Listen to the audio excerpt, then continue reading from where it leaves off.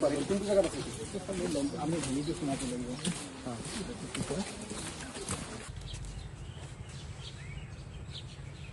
ফুকন জানো গোটেই নিছে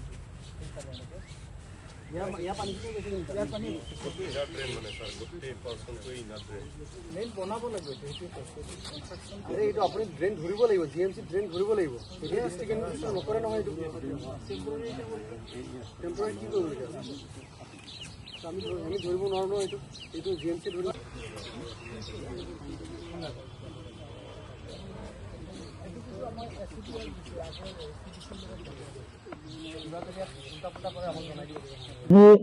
এক নম্বৰ ৱাৰ্ডৰ যিটো বৰ্তমান কৃত্ৰিম বানৰ সমস্যা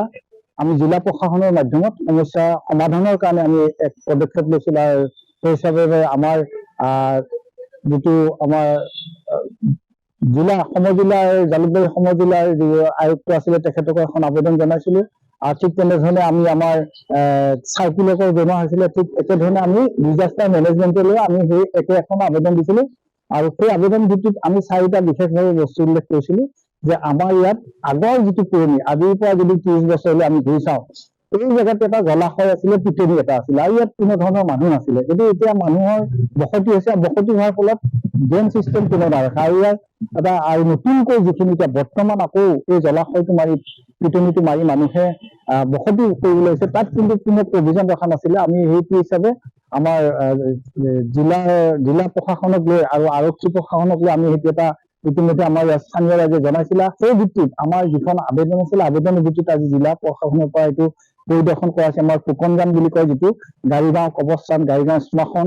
এই কৈলাশপুৰ লংকেশ্বৰ আপটো আপোনাৰ আমাৰ যিটো নমসূদ্ৰপা এই সমুদ্ৰ জেগাখিনি এটা তৰুণ নগৰ আৰু নবীন নগৰ সাদৃশ পৰিৱেশ এটা হবলৈ গৈ আছে গতিকে এইটোৰ পৰা যাতে আমি ৰাইজক বানমুক্ত কৰিব পাৰো কৃত্ৰিম বান মুক্ত কৰিব তাৰ কাৰণে ৰাইজক সজাগ হ'ব আৰু সেইটো ব্যৱস্থা লৈ আমি আজি এই ফুকনজান আৰু আমাৰ যিটো শ্মশান বা আমাৰ গাড়ীগাঁও কবস্থান এইখিনিলৈ যিটো এটা নলা পূৰ্বতে পানী গৈ আছিলে সেইখিনি এটা পৰিদৰ্শন কৰা হ'ল আৰু ইয়াত যিখিনি মাজে মাজে মানুহে যিটো ঘৰ বনাবলৈ মাটি উঠায় ইয়াত এই জেগাখিনি বন্ধ কৰাৰ ব্যৱস্থা লৈছে সেইখিনি যাতে মুকলি কৰিব পৰা যায় সেইটো এটা ব্যৱস্থা লৈছে গতিকে আজি সেই পৰিদৰ্শন কৰিছে নলাসমূহ পৰিদৰ্শন কৰিছে আৰু এই নলাটো যদি আমি যিটো গাড়ীগাঁও কবস্থান শ্মশান বা কৈলাশপুৰ বা লংকেশ্বৰ যিটো ফুকনজান বুলি আছে এই ফুকনজান হৈ খান্দাজানত ব্ৰহ্মপুত্ৰ পৰে এই যদি নলাটো আমি মুকলি কৰি ৰাখিব পাৰো অদূৰ ভৱিষ্যতে ইয়াত মানুহে কৃত্ৰিম বানৰ অন্ততঃ সন্মুখীন হ'ব নোৱাৰিব এইটো মানুহৰ ইয়াতে ৰাইজে সজাগ হ'ব লাগিব ইয়াৰ ৰাইজ আমাৰ যিখিনি স্থানীয় ৰাইজ সেইখিনি সজাগ তেওঁলোকে আহি ইতিমধ্যেই এটিলৈ এটা বহিছিলে আৰু জিলা প্ৰশাসনৰ লগত আৰু জিলা প্ৰশাসনে যিটো নতুনকৈ উঠিছে এইখিনি মাটি বৰ্তমান তেওঁলোকক এইটো তেনেকে ৰাখিব দিছে যাতে পানীখিনি যোৱাৰ ব্যৱস্থাটো কৰে ইতিমধ্যে আজিও ঠিক তেনেধৰণে পৰিদৰ্শন এটা হৈছে আৰু আমাৰ নমসূদ্ৰপাৰ যিটো খান্দাজান আছে তাত এটা খহনীয়া হৈছিলে খহনীয়াটো চাইছে আমাৰ আজি 3টা ডিপাৰ্টমেণ্ট PW ডিপাৰ্টমেণ্ট আমাৰ ৱাটাৰ ৰিচোৰ্চ আৰু GMC আৰু জিলা প্ৰশাসন আমি এইখিনিলৈ গোটেইখিনি আমি আজি পৰিদৰ্শন কৰিলোঁ